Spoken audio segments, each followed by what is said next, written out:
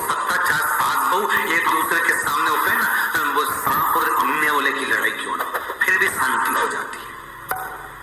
और प्रत्येक महीने की पूर्णिमा होना चाहिए। ये नहीं कि तुमने एक महीने की पूर्णिमा पे बना लिया और दूसरे महीने की पूर्णिमा को गायब कर दिया। एक सालों से कर रही हो, कई माताएं कर रही होंगी पूर्णिमा का व्रत, एक समय फलाहार करती हैं, एक समय भोजन करती हैं। भोजन में खीर का होना जरूरी होता है पूर्णिमा के व्रत में, दूध की सामग्री होना जरूरी होती है पूर्णिमा के व्रत में। 12 महीने की पूर्णिमा करो, मना नहीं है। और पूर्णिमा उठाने का भी समय होता है चैत्र के महीने की जो पूर्णिमा होती है, चैत्री पूर्णिमा पहली पूर्णिमा मानी जाती है, इसलिए चैत्री पूर्णिमा को सिद्ध पूर्णिमा कहते, कार्य सिद्धात्री पूर्णिमा कहते, सिद्ध करने वाली। मनोरथी पूर्णिमा कहते हैं, मनोरथी पूर्णिमा। इसलिए पूर्णिमा का व्रत कहां से उठाया जाता है? चैत्र के महीने की पूर्णिमा से पूर्णिमा का व्रत उठाया जाता है कि मैं महीने की पूर्णिमा करूंगी तो चैत्र पूर्णिमा से उसको उठाइए। पर उसका एक नियम रहता है, आप फलाहार करें अपनी जगह पर है, पर एक समय भोजन कर रहे हैं वो अपनी जगह पर, भोजन के साथ में मीठे के साथ थोड़ा दूध की सामग्री होना जरूरी होती है। और क्यों करते हैं पूर्णिमा का व्रत, किस लिए किया जाता है, क्यों करा जाता है, उसका व्याख्यान वर्णन शिव महापुराण के अंतर्गत स्कंद पुराण में लिखा गया।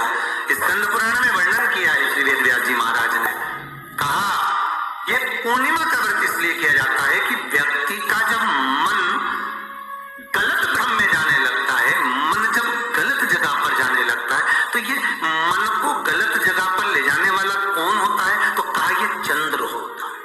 व्यक्ति की राशि के अंतर्गत, व्यक्ति की पत्रिका के अंतर्गत, व्यक्ति की ग्रह दशा के अंतर्गत जब चंद्र बेकार चलता है तो व्यक्ति अच्छा करते करते भी बेकार करने लग जाए। चंद्र डोल रहा है। कई माताएं कहती हैं गुरुजी हमारे बेटे को आशीर्वाद दीजिए, बहुत गलत संगत में जा रहा है, मतलब समझ जाना कि चंद्र गड़बड़ जा रहा है। बेटी अगर गलत मार्ग पर जा रही है, बेटी अगर गलत संगत में जा रही है, किसी अन्य व्यक्ति को आकर्षित हो, चंद्र गड़बड़ हो रहा है, उसका चंद्र कहीं जा रहा है।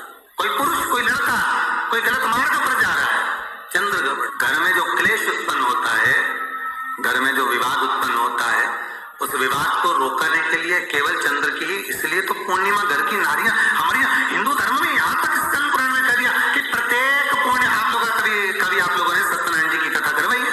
जितने लोग आस्था चैनल पर कथा सुन रहे हैं, जितने लोग फेसबुक यूट्यूब पर कथा सुन रहे हैं, यूट्यूब पर कथा का श्रवण कर रहे हैं, उनने कभी सत्यनारायण की कथा करवाई होगी। तो उसमें लिखा है हर कार्तिक, हर पूर्णिमा को, हर संक्रांति को ब्राह्मण सत्यनारायण भगवान की कथा या राजा या वैश्य कथा को कराता या बढ़िया कथा करा।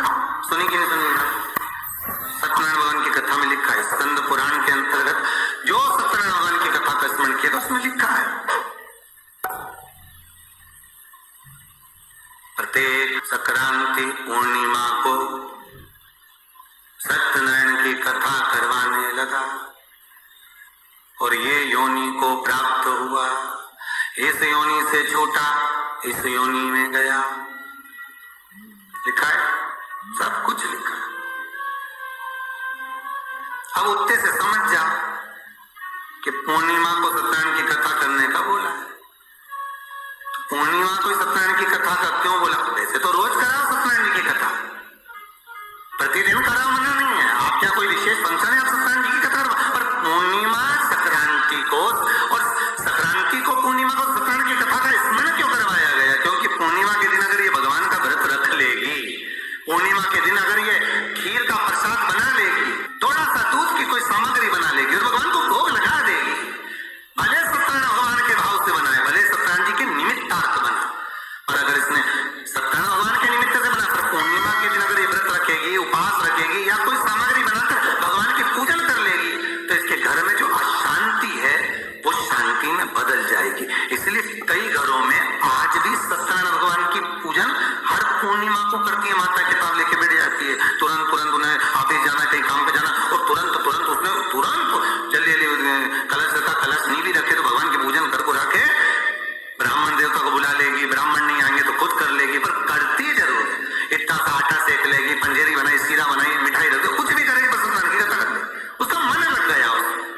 मतलब पूर्णिमा को करना है, उसको करने से क्या होता है? शांति रहती, शीतलता रहती। फिर निवेदन करूंगा, दुनिया में ऐसा कोई समस्या नहीं जिस समस्या का कोई निदान नहीं, हर समस्या निदान किसी दूसरे के पास नहीं, निदान केवल मेरे भोले नाथ के पास में है। आपको अगर किसी समस्या का सफल आनंद चाहिए तो शंकर की शरण में जाओ। आपको सीहोर आने की भी जरूरत नहीं है, आपको हमसे मिलने की जरूरत नहीं है, आपको पंडित प्रदीप मिश्रा के पास नहीं आना, आपको किसी बाबा जोगी के पास नहीं जाना, आपको किसी के बेल भभूति लेने नहीं जाना, आपको तो शिव के पास जाना। जो शंकर की वस्तु है उसको स्वीकार करो, बस शंकर की वस्तु को स्वीकार करना चालू कर दीजिए। अरे भाई, शिव महापुराण की कथा तो यहां तक कहती है, यहां तक वर्णन कर रही है, जिस व्यक्ति की नौकरी नहीं लगती, सर्विस नहीं लगती, हर जगह पर अप्लाई कर रहा है, बार बार इंटरव्यू देने जा रहा है, लगातार उसको अगर सफलता प्राप्ति नहीं हो रही है तो धतूरा ढूंढो। धतूरा कहीं बाजार में नहीं मिलेगा, किसी वृक्ष से धतूरा तोड़ लिया, कुछ मत चढ़ा, तू शंकर जी के मंदिर में जाते तेरा वही धतूरा और शिव जी को धतूरा चढ़ाना चालू कर दे और बाबा से विनती कर, जिसके यहाँ तू इंटरव्यू देने जा रहा है उसी के सिर पे चढ़ गया, जो तूने शिव जी के चढ़ाया वही धतूरा वहां चढ़ा है।